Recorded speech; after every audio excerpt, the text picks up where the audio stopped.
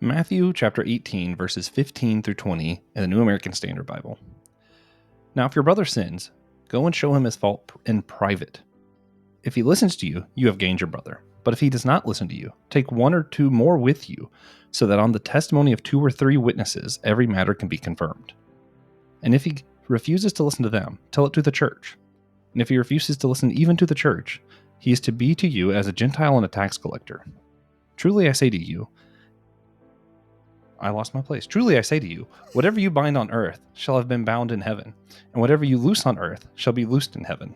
Again I say to you, that if 2 of you agree on earth about anything that they may ask, it shall be done for them, by my Father who is in heaven. For where there are 2 or 3 gathered together in my name, I am there in their midst. Here, Jesus is instructing the disciples on how his followers should behave. Jesus gives a layout for how to correct a fellow follower, when to exile a fellow believer, and how to ask God for all things, all in one statement. Like, there's just a lot going on in this little section of scripture. Pastor Will, how do we think these instructions are related to one another, and what can we learn about Christian unity from this?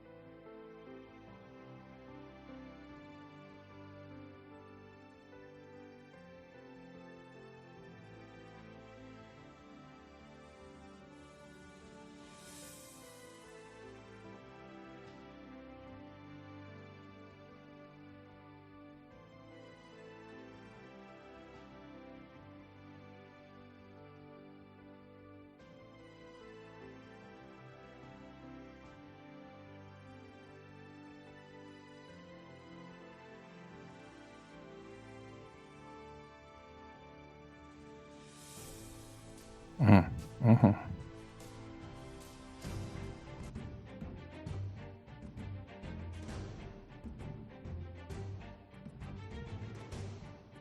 Hey everybody, welcome to the Whole Church Podcast, and I know you know that music. It's time for another round table discussion. It's been a while. We had a 10-week series since the last one, so it's been at least a few months, and for a special round table reunion, a comeback, also kind of a little bit of a soft reset.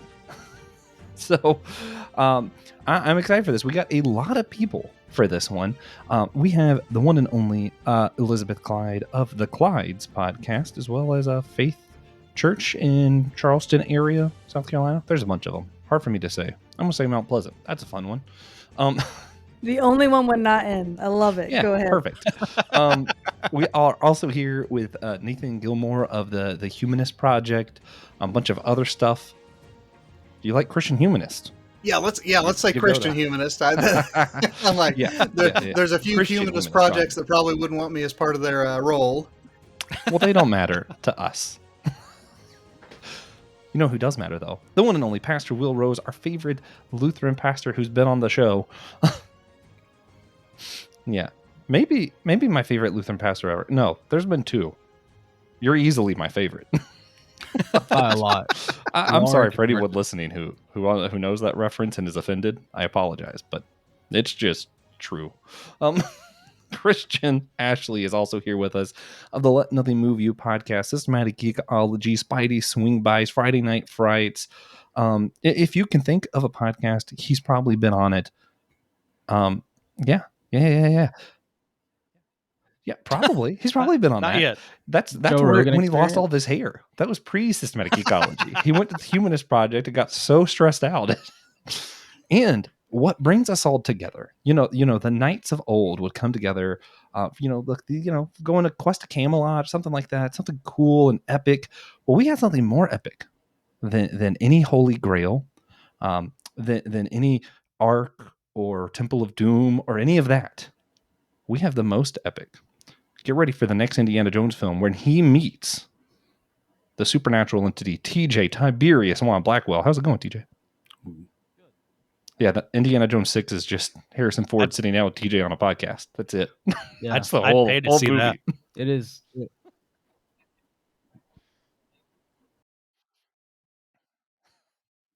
Yeah. It'd be great. It'd be a good one. Best It's 3 hours of them maybe sitting down to talk for 1 minute. Hello, Harrison. Hello, TJ. Yeah, we do a lot of looking. Yeah. Speaking of which, Harrison Ford is also on the round table with us. Man, and if you were on the podcast, it might have taken you a second to be disappointed. But if you're on YouTube, you didn't get that disappointment. That's why you should watch it on YouTube. Yeah. So I can't disappoint you. Yeah, you can also check out the Honest Out Ministries Podcast Network website, link below, for other shows like ours, some of the ones we've named.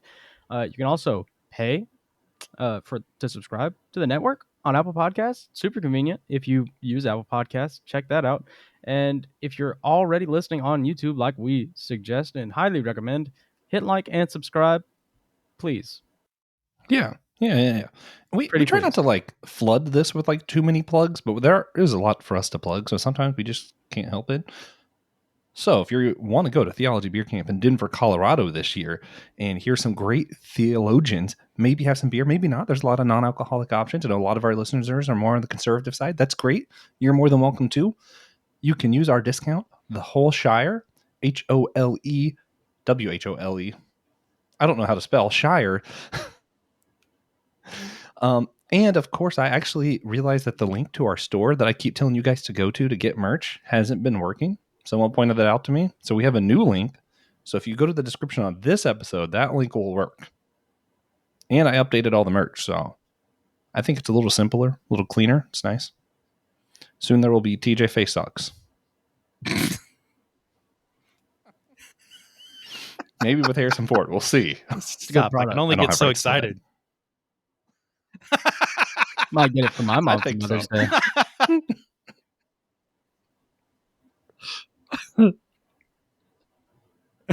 Yeah. TJ is also everyone's cousin and favorite podcast host. The lore is never ending. And with that, I forgot that it's my section. I'm doing great. I'm good at podcasting. Yeah. That's why TJ's here to help. Much like Samson, Josh lost his podcasting ability when he cut his hair. Yeah, that's true. I cut my hair twice a year, and it just always throws me off. But what doesn't throw me off is the most perfect form of unity, which is a sacred sacrament we do here on the Holy Church. Silliness, where we ask you all to answer a silly question with us. TJ and I will go first. And this one's a little bit of a doozy. If you're not a nerd and you need me to explain this to you, I will. If you don't, great. I think there's only one here who might need me to explain, so I'm just not going to. Guess. Would you rather go on vacation with Yoda to the planet Vulcan, or would you rather vacation with Spock to the planet Dagobah? For me, this is a no-brainer. I'm going with Spock to Dagobah. I love Yoda. I would much rather talk to Yoda, but Vulcan is a planet of like cities and high mind kind of culture and stuff, and I would rather go camping in a swamp. I like the forest. I like the wilderness. I'm not a big city person. And also, I think me and Spock would have some great conversations by a campfire. He has been known to sit by a campfire a few times. So yeah, he could even correct you how to spell his name in the outline. Yeah. Oh, yeah, no, that's fine. No one cares about that. No one reads this outline. It's for TJ's memoir. TJ, how are you answering this question? When we publish these outlines, this one's going to be scathing.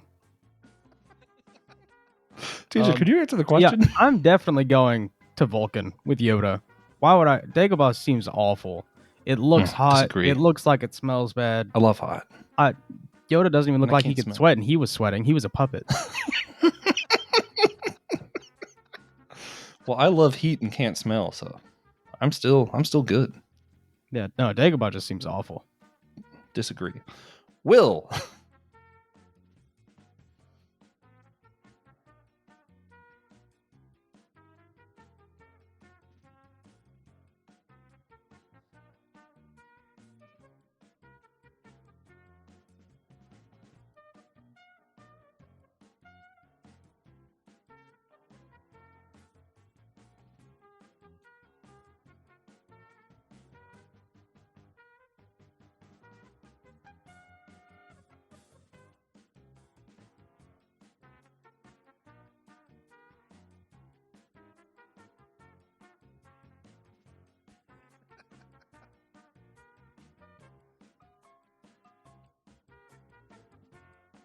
Yeah. I think this might be one where everyone just votes against me, and I get to prove why I'm Josh with the bad opinions.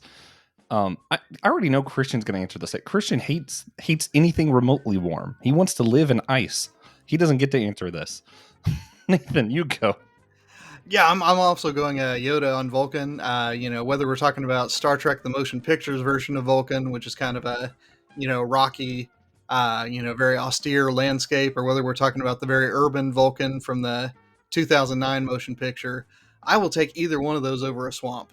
I don't like humid. I don't like very swampy. And you can just think of it as like a forest planet. I should have went with a forest planet instead. I feel like.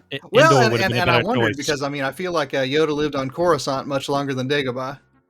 All right, new question: Christian, would you rather go to Coruscant with Spock or to Vulcan with Yoda?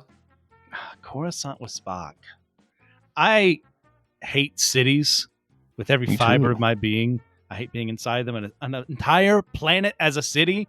My anxiety would be off the roof, and there's no way I'm going to Dagobah either. I am a prissy little princess, as has been brought up many times before on both of these shows. I don't like dirt. I don't like grime. Forget that. So my boy Yoda and I, we're going to hang out on Vulcan. Even though it's hot, it's a desert planet. I'm not going to have that much fun in the heat. I'd still take that over an entire Okay, one city. more follow-up. What if it was Hoth?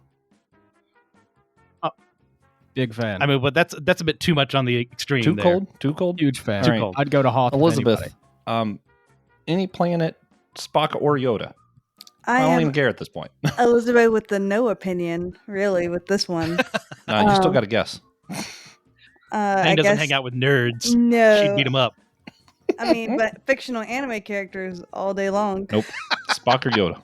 I guess I'll do Spock because Yoda's speaking what planet? will get annoying. You think I know the planet. Just pick one. There's a planet called Jupiter in our own galaxy. You We'll know about that. the forest one. Okay, cool. Yeah, good choice. Indoor would be good. We know Star Wars only has one biome per planet. I have a dream where I either live in the little hut that Yoda lived in on Dagobah, or I live specifically in Shrek's house. That's my dream. But I don't want people living in my swamp. Yeah. All right.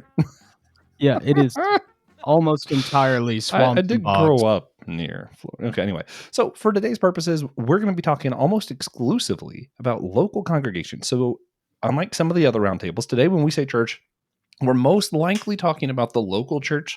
It's safe to assume we mean lowercase c, which just means the people who meet locally with you in a building or at your house for church. That's what we're going to mean, unless someone specifically says capital C church, or we're talking about the large church. We'll do our best to say what we mean, but sometimes we'll probably slip up and say church and mean something else. But for the most part, today when we say church, we're going to be talking about little c. Yeah. So most of us here have been in Little C Church or around it for a substantial amount of time. Could everyone just kind of catch our audience up with how long you've been in or around churches and what your relationship is like with the local church? I'm going to start off easy with Will.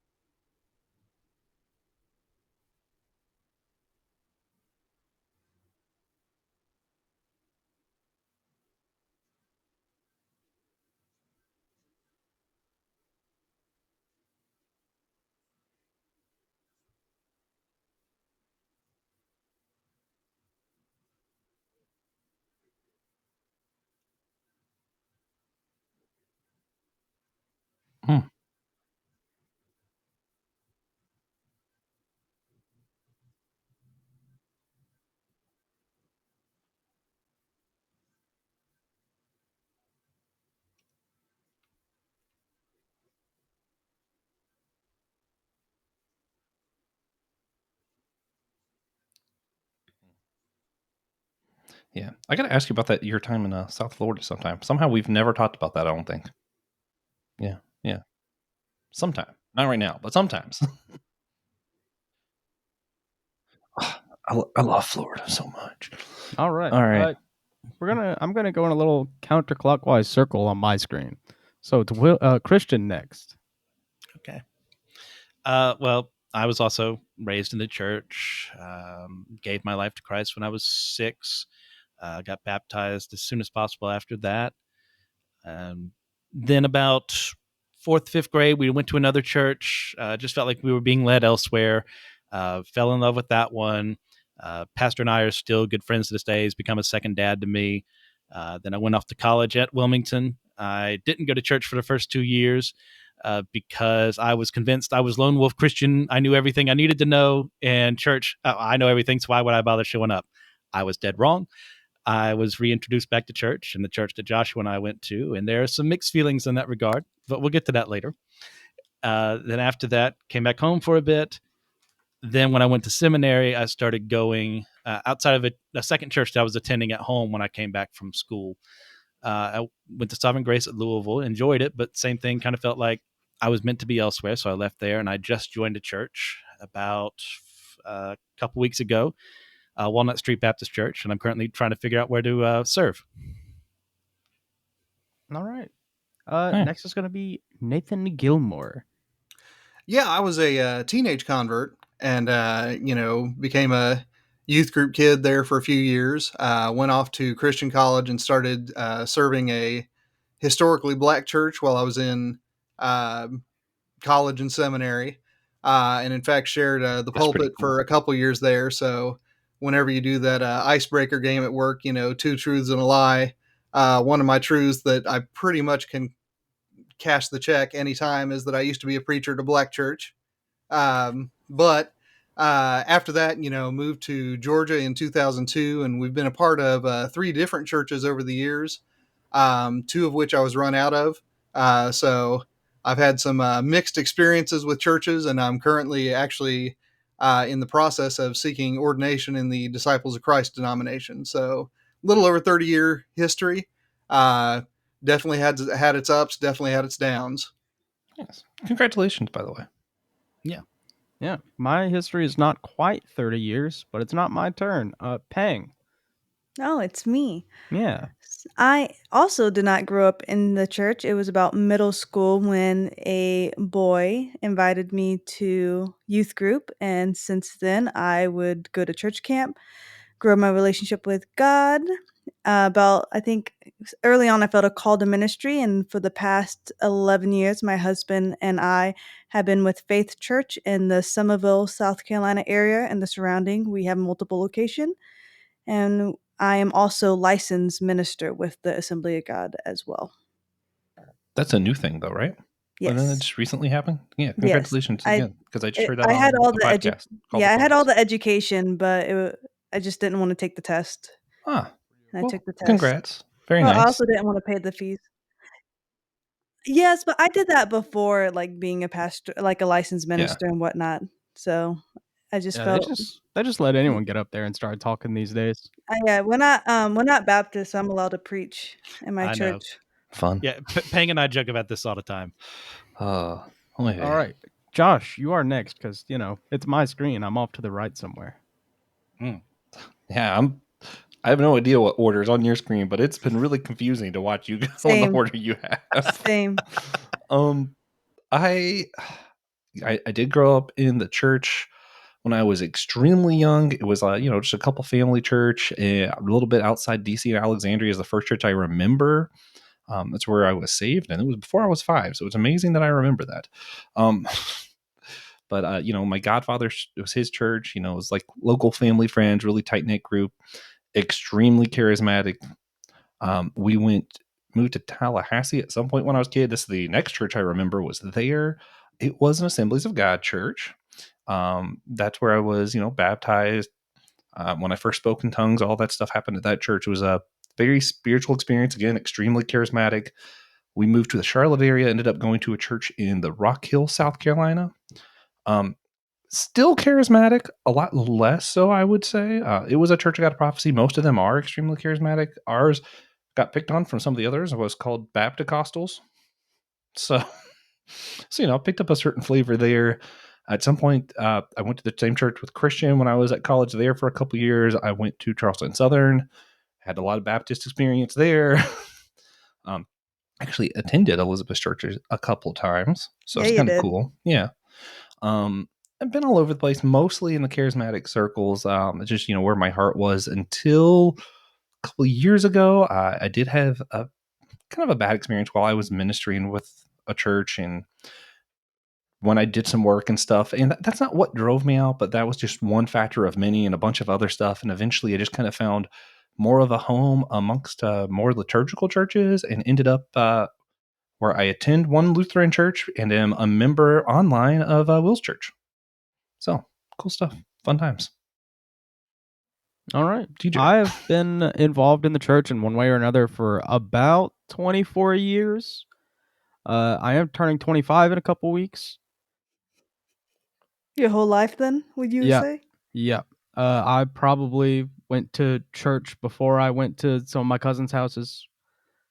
Realistically, my entire life I've spent in the church, and I just kind of got more involved over time until I started working and having to pay rent. And now I work most Sundays, but I still help out at my home church with, integrating the young adults, something we struggle with a lot. And I was the state youth director's aide for a little while. We didn't do a whole lot, but I was that. Yeah. I remember that. Fun times. Yeah. Oh, that's right. I forgot. I was also at Assemblies of God for a little bit when I was in Wilmington. I did two churches. I would go there, and then I AG. went to the same church as Christian. And at Assemblies of God, I actually started 3 different children's churches for Assemblies of God in that area. So that was fun. That was a fun time. Like, as far as like church experiences, that was one of the more fun ones I've had.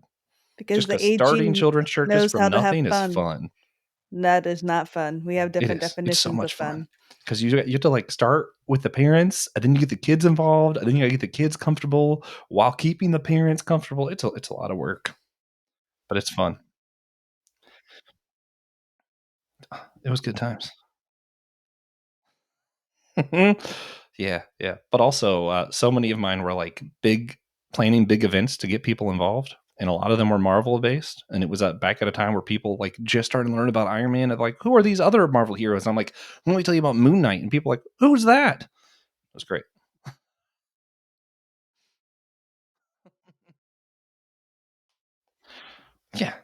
Yeah, it was great.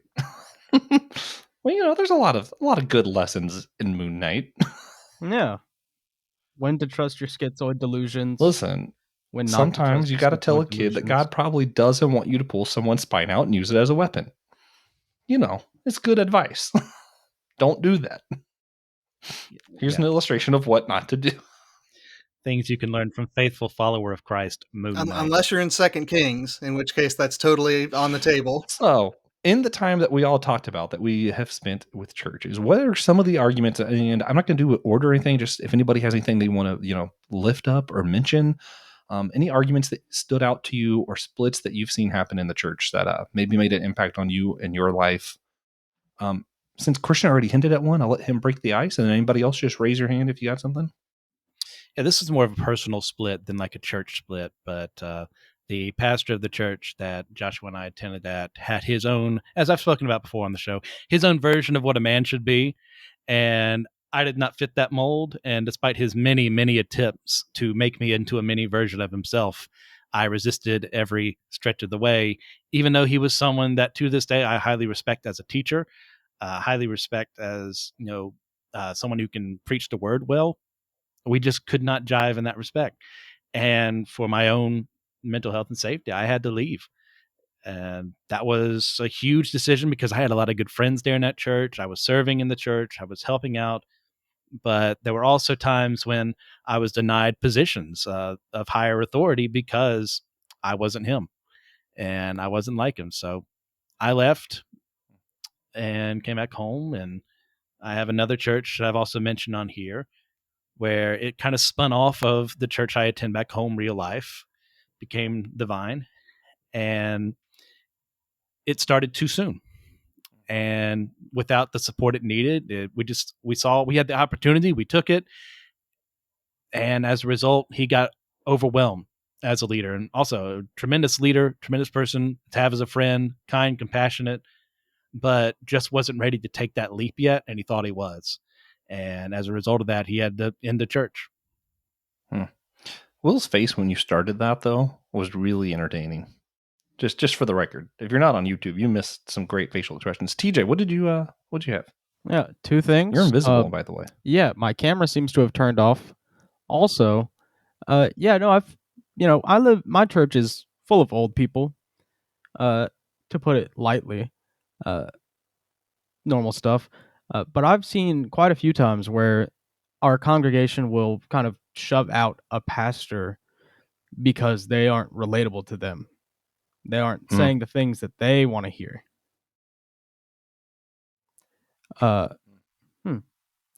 So, seeing that 3 or 4 times, it kind of shook me a little bit, and we are course correcting now. But Well, if you're on YouTube, you may have noticed that Will and TJ have frozen on your video. So we're going to stop, and we'll have other parts to this that you might be able to see.